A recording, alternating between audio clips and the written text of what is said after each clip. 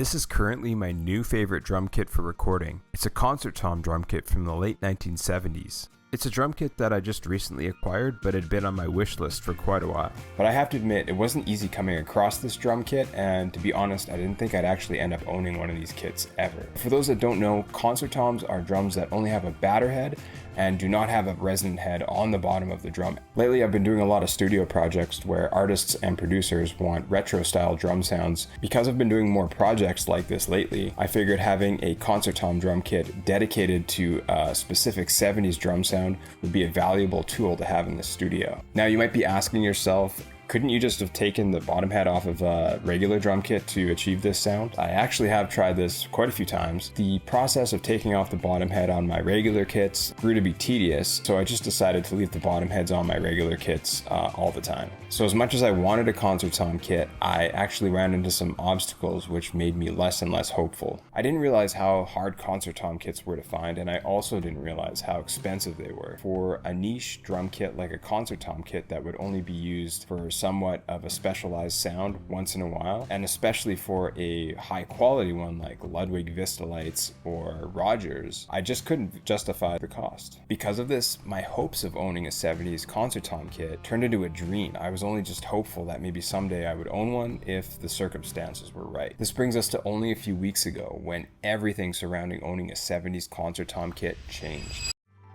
I came across a local ad titled "Drum Kit for Sale." $250. Pictures in the ad were this kind of cheap looking drum kit laid out on someone's driveway. But when I looked closer, I noticed that the drum kit had concert toms. But I was curious as to why the kit was only $250. These drums were not Ludwig or Rogers. They were going to be something cheaper. But it was a concert tom kit and I couldn't resist and I wanted to go see it. Contacted the seller, hopped in my car and went to go check out the drums. As I pulled up to the house, the drums were actually part of a garage sale that the seller was having. The drums were absolutely filthy and covered in dust. I managed to get them for $200, brought them back to my studio and started to clean them and inspect them and break down what I had just bought. After dusting off the kit and cleaning it, I discovered that these drums were Maxwin drums, and it was the Funky 405 drum kit. These drums were a cheaper line of drums that Pearl produced in the late 1970s that were made in Japan. The kit came with a single-headed bass drum, which was 22x14, a 12x8 concert tom, a 13x9 concert tom, and a 16x16 concert tom.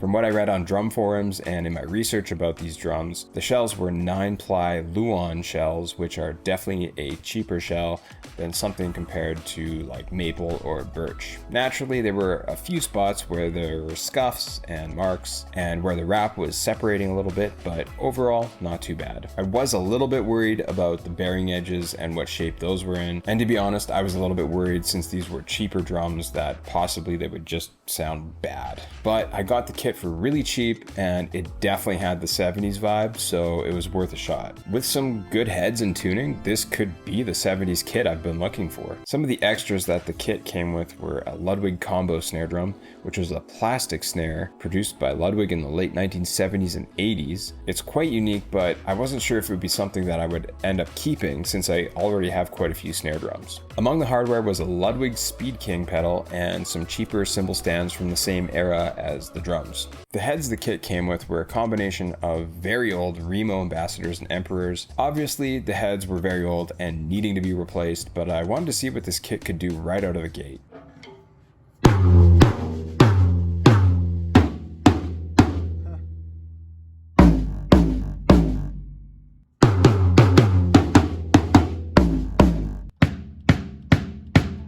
So the drums didn't sound too great right out of the gate, but I figured that buying new drum heads for this kit would bring it back to life.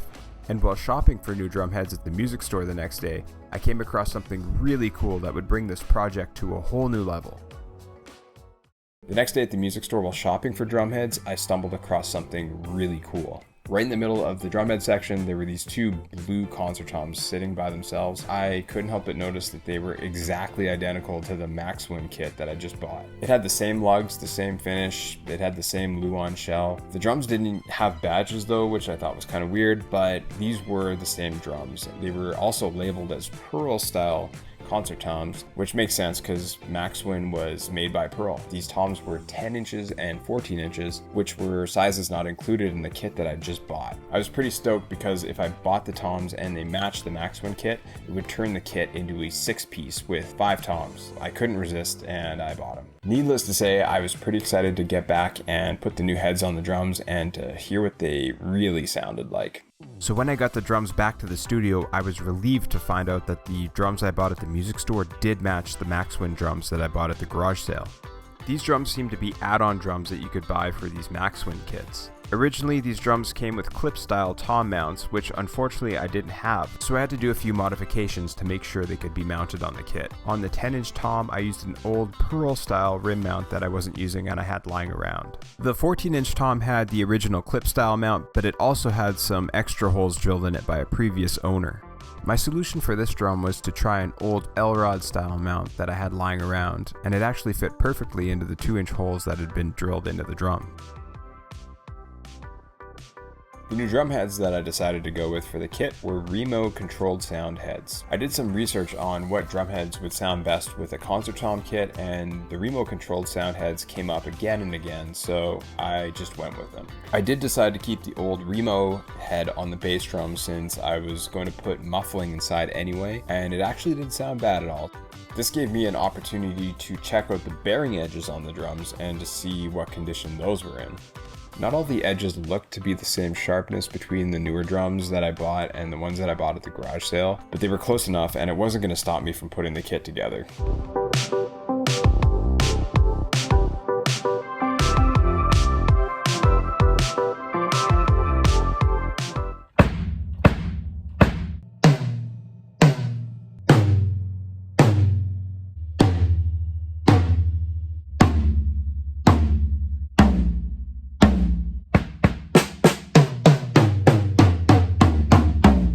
Luckily, the new heads sounded way better than the old heads. I was finally able to get some actual tone out of the drums and hear what they could truly do. After some recording tests, I ended up muffling the drums a little bit with some moon gel to get rid of some of the growl and mellow out the toms a little bit and shorten the sustain. I was trying to go for the typical dead 70s sound, but something with a little bit more tone. I didn't want to go too dead with it just yet. For the snare, I did go for the classic dead 70s sound, and I used a vintage Ludwig Superphonic with a rag taped to the top of the drum head. For the kick, I also went with the dead 70s sound and used a pillow and blanket inside of the drum.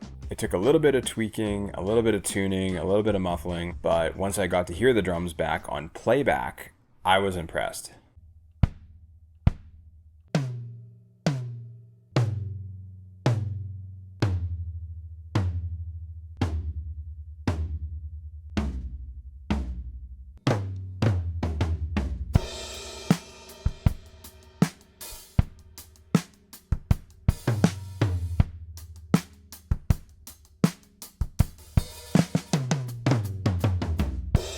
Lots of 70s and 80s songs came to mind with that classic concert tom sound. Once I was happy with the raw sound of the drums, I tried putting some processing on the drums to hear what that would sound like.